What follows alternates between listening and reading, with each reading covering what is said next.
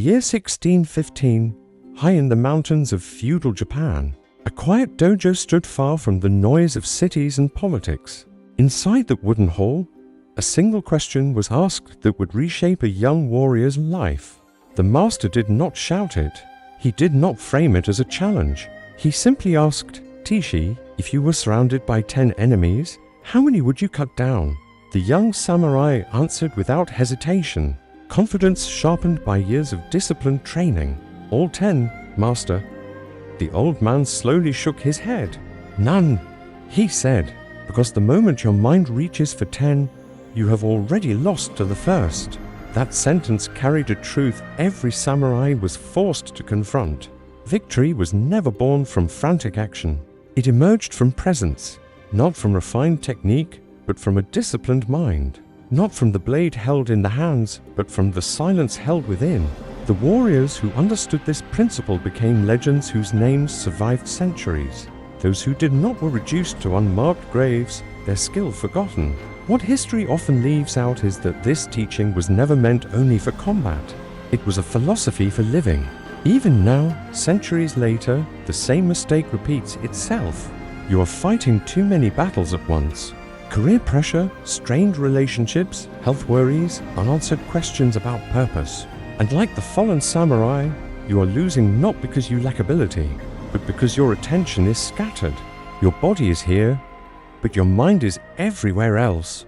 You are preparing for 10 imagined enemies while ignoring the single moment. That actually demands your presence. The real question is not whether you are strong enough, it is whether you are ready to learn what the samurai already knew. At 17 years old, Teeshi had spent half a decade inside that mountain dojo.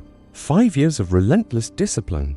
5 years of sword forms, meditation, study of classical texts, and ritual practice.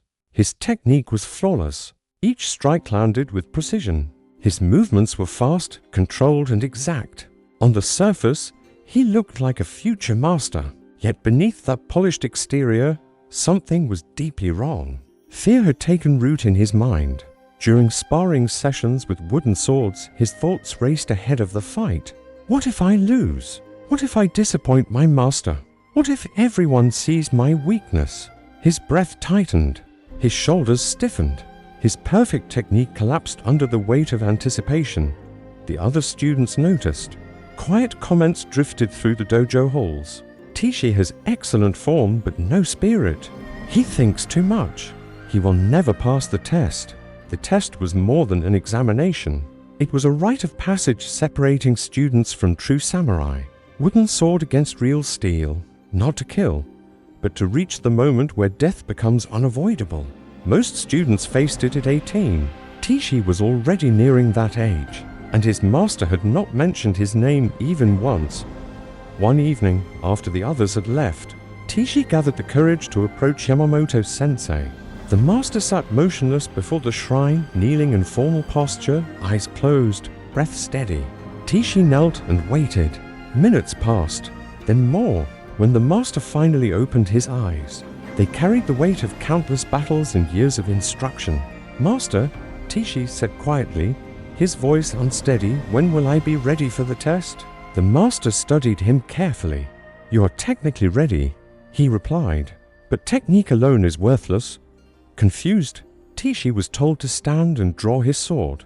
The master remained kneeling, unarmed. "Strike," he said. Teeshi froze. His hands trembled. The opening was perfect. Yet, he could not move. When asked why, Teeshi searched for a polite answer, but the truth surfaced instead. Fear. Fear of consequences. Fear of judgment. Fear of failure. Yamamoto's voice hardened. "You call this respect, but it is fear wearing a disguise. Your mind is scattered across 10 outcomes instead of rooted in this moment. Until you learn presence, you will never be samurai. You will be a corpse with excellent technique." That night, Teeshi could not sleep. He sat alone, staring at moonlight filtering through the paper window, replaying the master's words. 5 years of sacrifice, and the obstacle was not physical weakness, but mental absence. He finally saw the pattern. In every fight, he abandoned the present to chase imagined results. As dawn approached, a decision formed. He would find the answer, no matter how uncomfortable the path became. Asterisk the next morning, Yamamoto-sensei announced there would be no sword practice. Instead, the dojo would be cleaned from top to bottom, floors scrubbed, weapons polished, shrines organized. To most students, it felt like meaningless labor. To Teeshi, frustration rose immediately. This is pointless. I should be training. But as he worked, something caught his attention. The master was cleaning as well, yet his movements were different. Each sweep of the broom was deliberate, complete, focused. Nothing was rushed. Nothing was distracted. The simplest action carried weight. Later, the master led Teeshi to a small hall where a single scroll hung on the wall. The characters were written in elegant calligraphy, Shoshin, beginner's mind. Yamamoto explained that when a beginner first holds a sword, there is no fear, no ambition, no distraction, only the act itself. Over time, knowledge grows, but presence fades.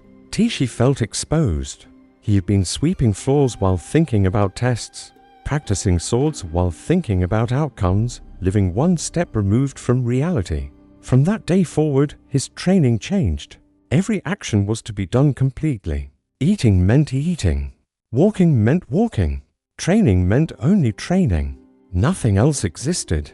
That night, Teeshi sat in meditation, not trying to achieve anything, simply returning to the present again and again. It was the hardest training he had ever faced. The first week nearly broke him. Presence sounded noble when spoken by a master, but living it felt like punishment. Every simple activity stretched into discomfort. Eating became painfully slow. Walking across the courtyard felt heavy, deliberate, unnatural. Teeshi's mind fought back with urgency and doubt. You are wasting time. Others are sharpening their skills while you sit and breathe. Fear disguised itself as logic. Impatience disguised itself as ambition. Yet each time the urge to quit surfaced, Teeshi remembered the master's words. A scattered mind dies before the blade ever falls. So he stayed dot by the seventh day. Exhaustion was not in his muscles, but in his resistance. He realized how addicted he was to mental noise. When stripped of planning and anticipation, the mind searched desperately for somewhere else to be. Presence forced him to confront himself without distraction. It was uncomfortable, even frightening. But he continued because for the first time, he sensed that the problem was not lack of effort, but misplaced attention. During the second week, something subtle shifted. One morning, while sitting in meditation before dawn, the usual storm of thoughts paused. It was not silence achieved through force. It simply happened. In that brief gap, Teeshi became aware of the world around him with startling clarity. The distant call of birds, the faint creaking of old wood as the building settled, the steady rhythm of his own heartbeat.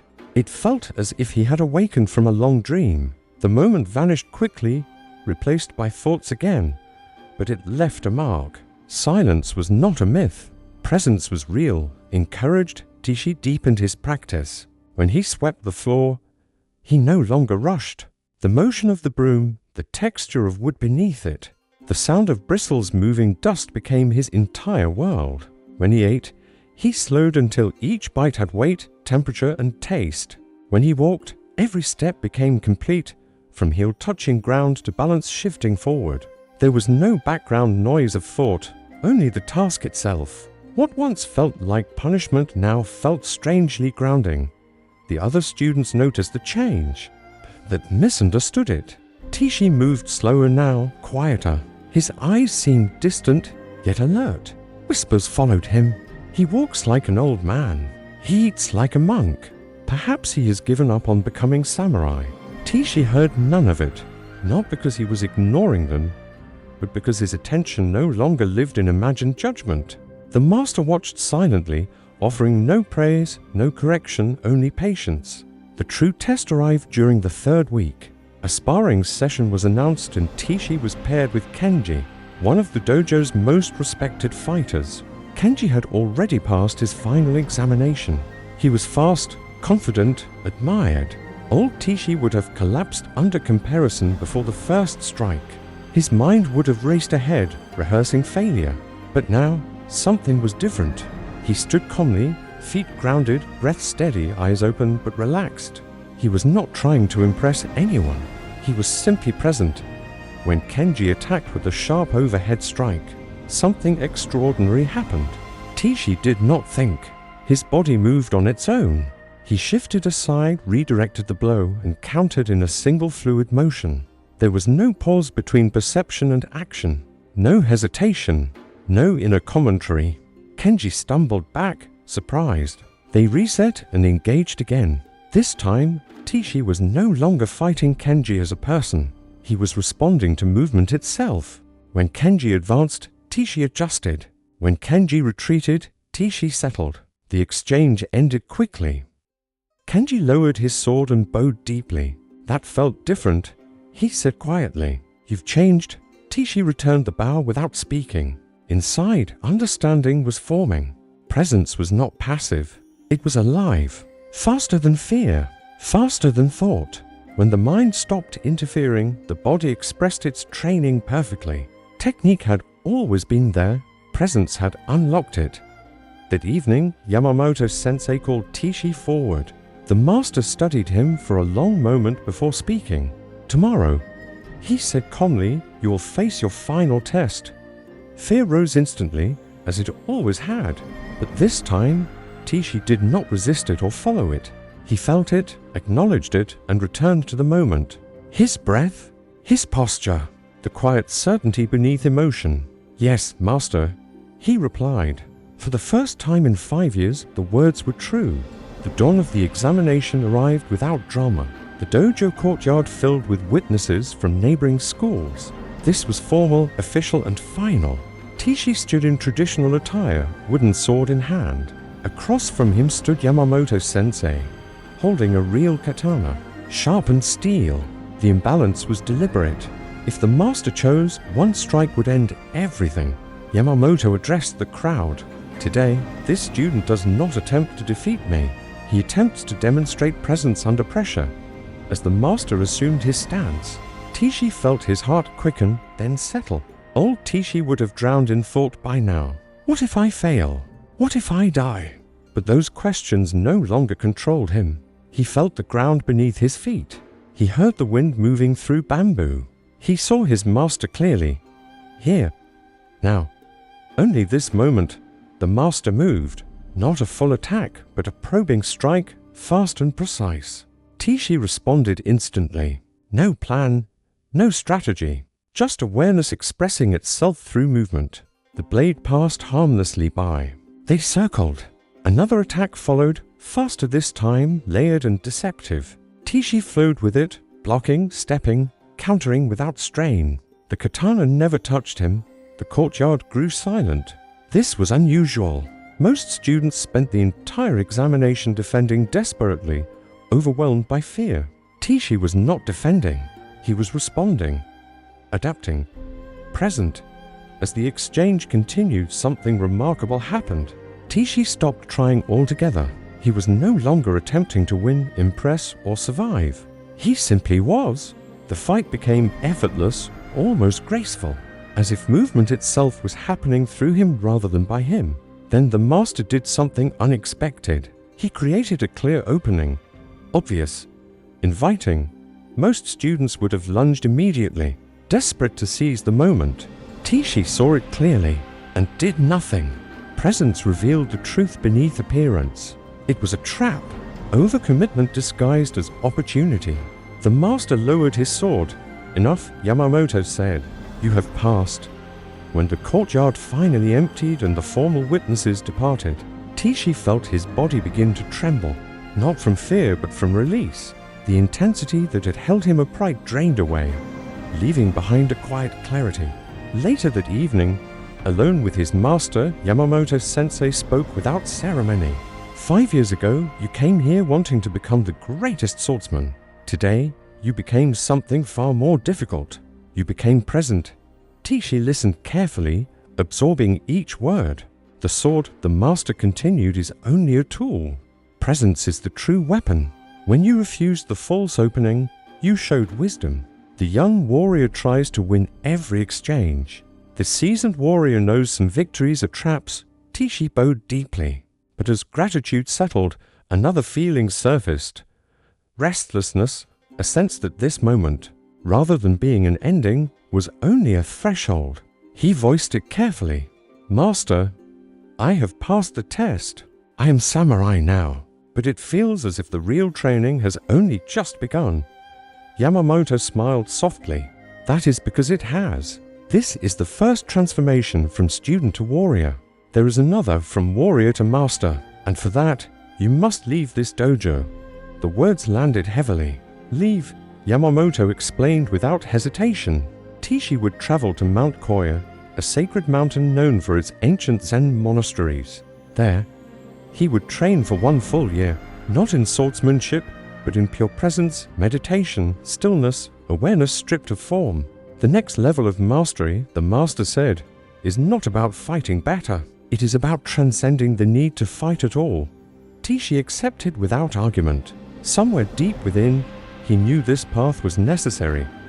Mount Koya greeted him with silence. Cedar forests, stone paths worn smooth by centuries of monks. When Teeshi arrived at the monastery gates with his swords and samurai insignia, the head monk, Master Aiku, met him with calm eyes that seemed untouched by time. "Leave your swords here," the monk said simply. Teeshi hesitated. "But I am samurai." Master Aiku nodded. "Here, you are a beginner. Here, you learn to sit." And just like that, Teeshi's identity was dismantled. The days that followed were unlike anything he had endured. No combat training, no sparring, no validation. Only hours of seated meditation, walking meditation, and silent labor. At first, his mind revolted. "This is pointless. I have trained my entire life for battle. Sitting does nothing." His legs cramped. His back ached. His thoughts raced relentlessly. Master Aiku walked among the students carrying a wooden staff, lightly striking shoulders when wandering minds became visible through restless posture or shallow breathing. Teeshi was struck often. Each tap reminded him that presence could not be faked. The first month felt like psychological warfare, without the distraction of physical exertion or status. Teeshi was forced to face his own impatience, pride, and craving for progress. Slowly, something shifted.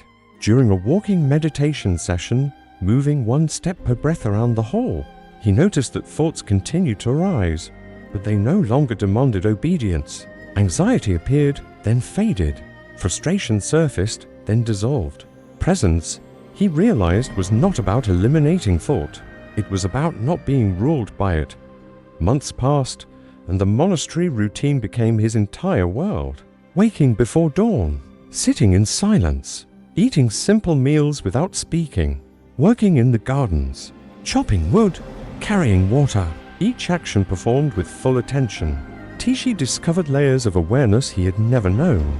First, attention to the task, then awareness of the space between thoughts, then something deeper still, a steady witnessing presence that remained untouched by emotion or effort. The monks called it original mind, awareness that does not move even when everything else does. By the 7th month, Master Aiku summoned Teeshi privately. "You have learned presence in stillness," he said. "Now you must learn presence in chaos." He handed Teeshi a letter. A nearby village, several days' walk away, had been terrorized by bandits. "You will go alone," the master instructed. "Do not seek victory. Do not seek righteousness. Maintain presence. Whatever happens, remain here." Teeshi bowed. As he prepared to leave, he noticed old instincts stirring. The samurai desire to prove himself. The urge to demonstrate strength. He observed it without judgment and let it pass. The journey took 3 days through mountain paths. Each step was deliberate. Each breath anchored him to the moment. When fatigue arose, he felt it fully. When fear whispered, he acknowledged it without resistance. He arrived at the village at sunset. It was small, fragile, and tense. The villagers explained their situation. 5 ronin, masterless warriors led by a man named Katsuru. Once respected, now hardened by loss. They took food and money, leaving fear behind. That night, Teeshi sat in meditation. 5 trained warriors against 1. Old Teeshi would have been strategizing, rehearsing outcomes, bracing for death. New Teeshi allowed whatever rose to be present. Fear appeared. He felt it fully.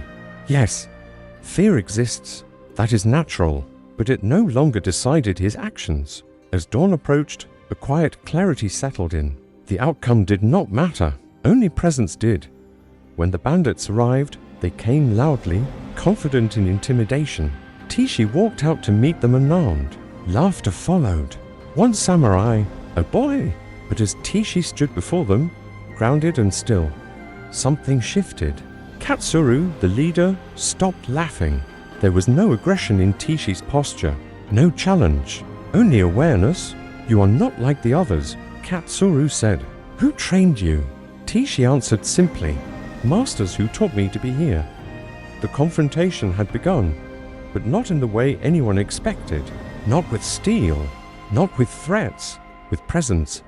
The bandits spread out slowly, instinctively forming a loose circle around Teeshi. 5 men trained in violence, hands resting near their swords, bodies tuned for domination.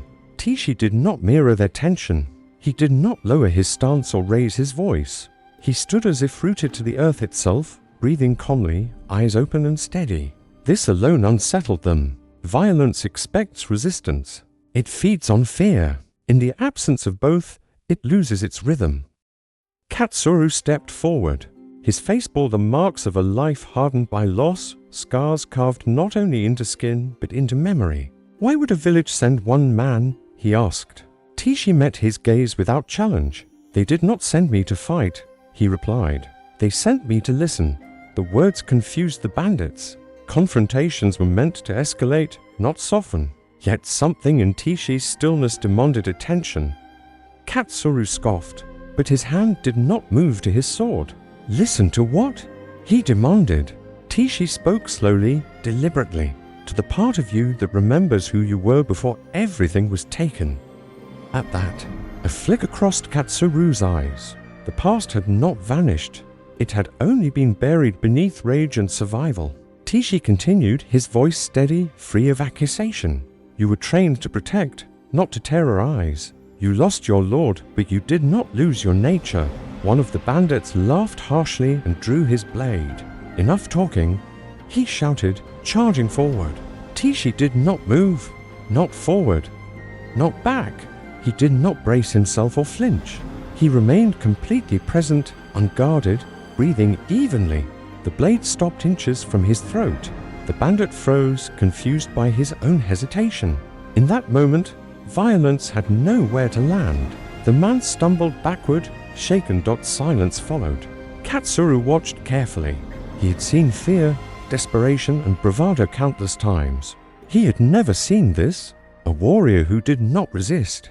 A man who did not try to win.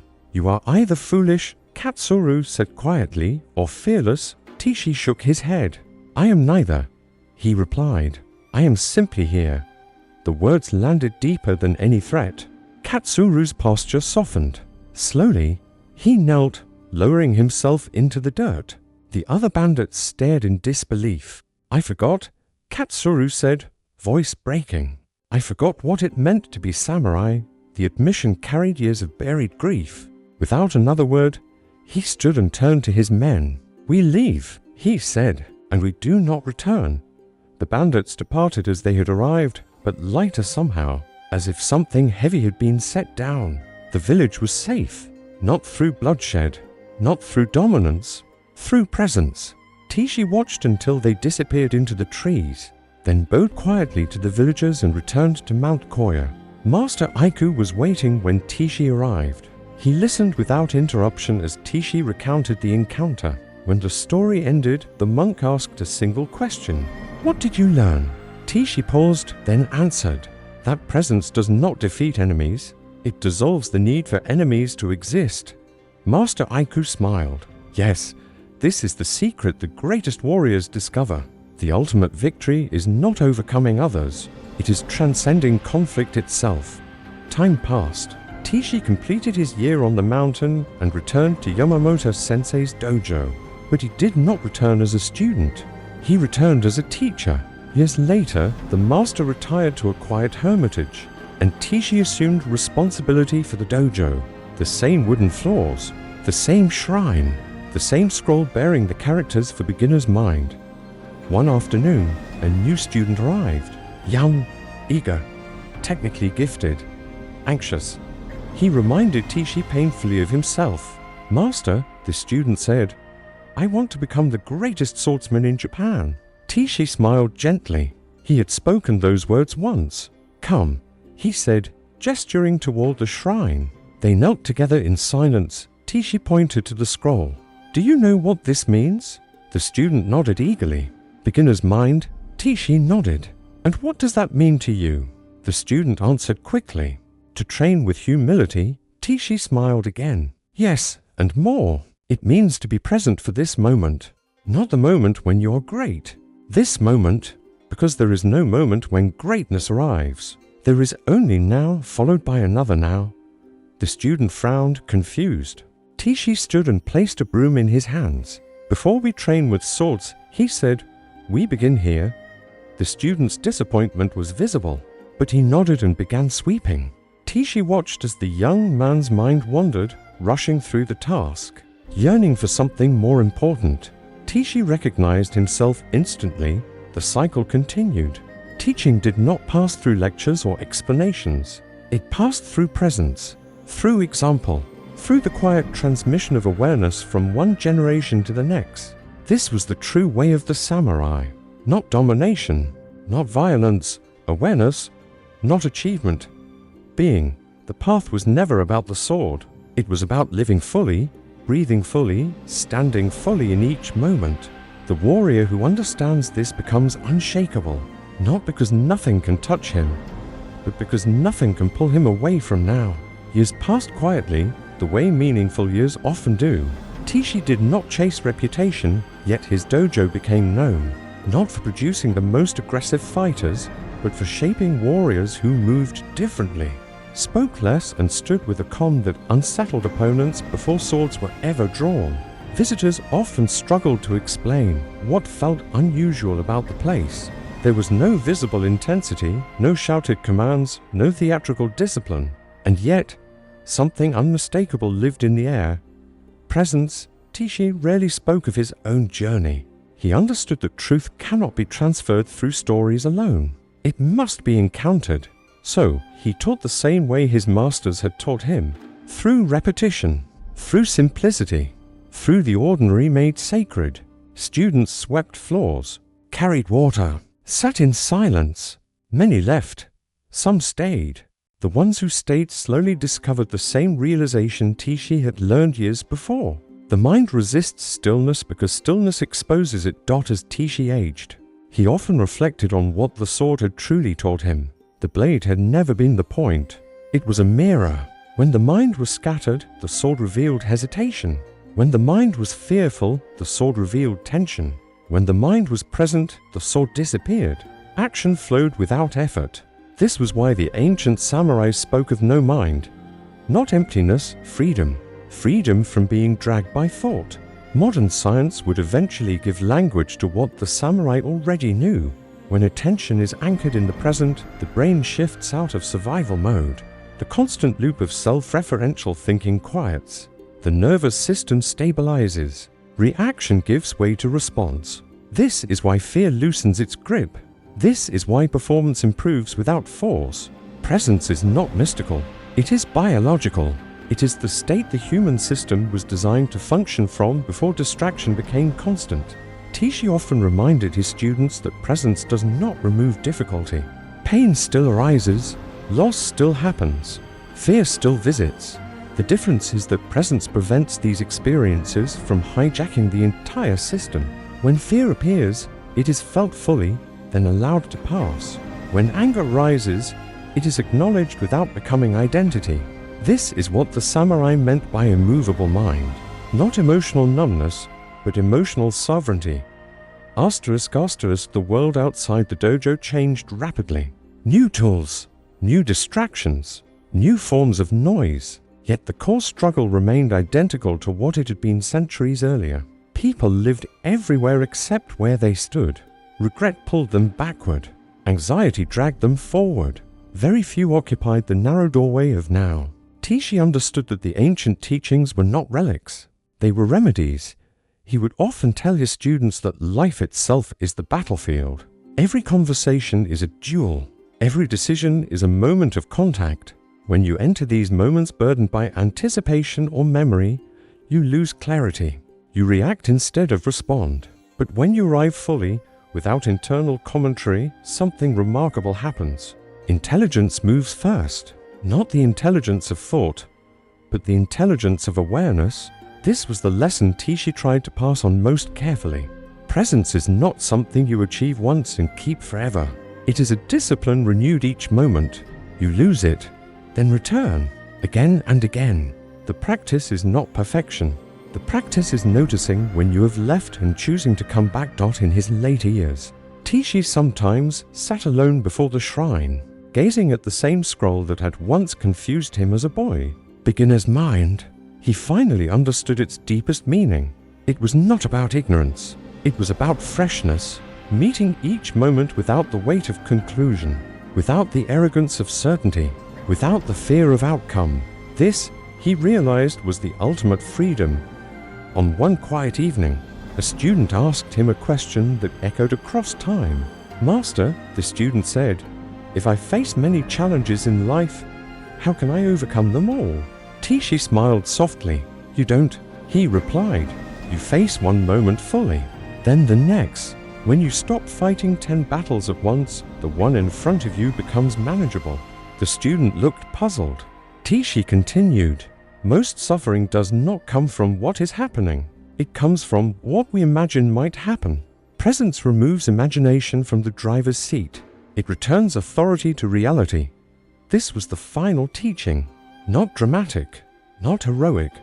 Simple, radical.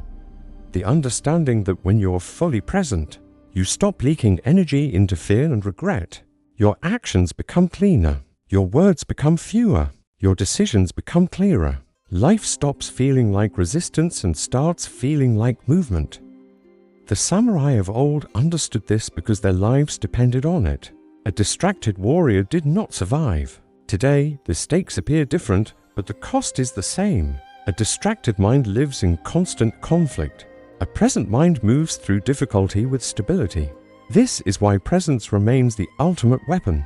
Not because it conquers others, but because it liberates the self. As Teeshi's story spread quietly, not through conquest but through example. The teaching continued its slow migration from master to student, from moment to moment, not as doctrine, as lived truth. The cycle repeated, just as it always had. Student becomes teacher, teacher becomes silence, presence remains. The path of the samurai was never about violence. It was about alignment, standing where your feet are, breathing where your body is, meeting life as it arrives, not as you fear it might become. This is the discipline that builds unshakable humans, not perfect ones, present ones. And that is the invitation still being offered today, not to fight harder, not to think faster, but to return to this breath, this step, this moment, because when you're truly here, there is no enemy, only reality, and reality, met fully, is always enough.